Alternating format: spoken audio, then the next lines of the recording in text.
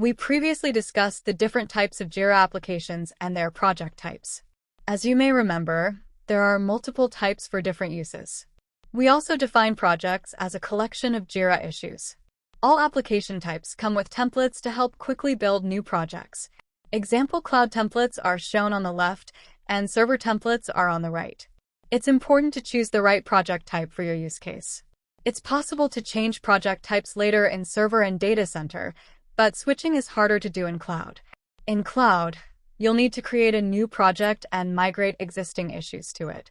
When a project is created, Jira automatically creates new project settings called schemes. 2 schemes are highlighted in the screenshot. Project will automatically have a new issue type, workflow, screen, field configuration, and permission scheme to help you get started.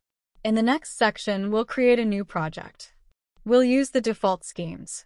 But it's good to know that these settings exist, they're customizable, and they can be shared between multiple projects. One more thing before we move on. Some templates in cloud also provide a choice between team-managed and company-managed projects. Company-managed projects use schemes that are managed by Jira administrators. Team-managed projects are schemeless and are managed by regular users. The user and admin interface is slightly different between the two options. We'll focus on company-managed projects in this course, but check out my Planning and Releasing Software with Jira course and Jira Service Management Administration course to learn more about the team-managed type. Every test environment needs a sample project. Let's create one in Jira Cloud and fill it with test data. To use sample data in cloud, we need to create a board and a project at the same time. Let's try it. Click on the search bar and click Boards at the bottom. This takes you to the page listing all the boards. Next, click the Create Board button. Let's create a Kanban board for our test project. Click the Kanban sample data link. On the next screen, name the new Jira project. In the project name field, create a short but descriptive name. If this project was for the HR department, I'd enter Human Resources. This is a test project though, so I'll enter Test. In the project key field, choose a unique code to represent the project. A good key for the Human Resources project is HR, and since this is a test project, I'll enter Test. You can change the project lead if desired. The project lead is a single point of contact.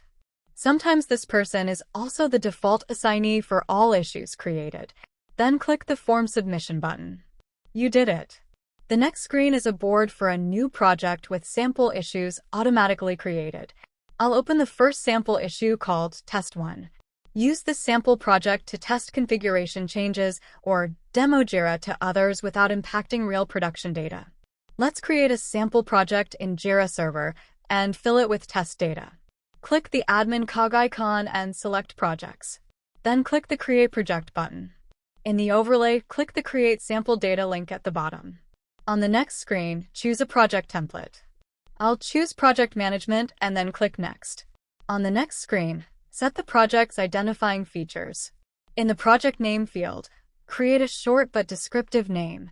If this project was for the IT department, I'd enter Information Technology, but it's a test project, so I'll enter Test. In the project key field, choose a unique code to represent the project. A good key for the Information Technology project is IT. Since this is a test project, I'll keep the suggestion of Test. You can change the project lead if desired.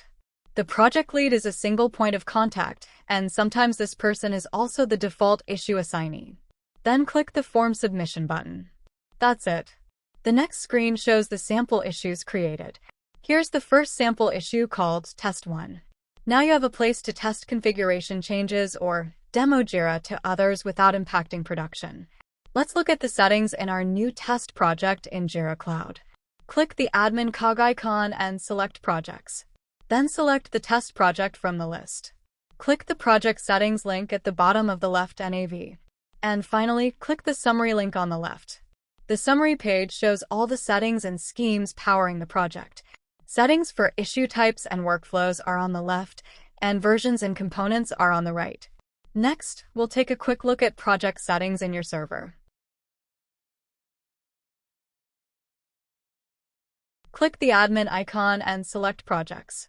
Then select the test project from the list. By selecting a project from the application admin area, you can skip a step. You're automatically directed to the summary page, which shows all the project settings and schemes. Just like in cloud, the settings for issue types and workflows are on the left, and versions and components are on the right. While both application admins and project-level admins can view the project settings page, some changes are unavailable to project admins. First, a project admin can't change a project's issue types. So if the current issue types are task and subtask, and they would like epic, story, and bug instead, an application administrator needs to make that change. In Server and Data Center, it's possible to delegate limited workflow and screen editing capabilities to project admins. Application admins can turn on these functions with a checkbox labeled Extended Project Administration in a project's permission scheme. Let's continue exploring the main project settings. Only application admins can change fields, the list of priority selections, and edit settings. Both application and project admins can manage versions, components, and roles. Project admins can see the permission, notification, and development tool settings, but only application admins can change them. Application admins can also connect projects to other development tools.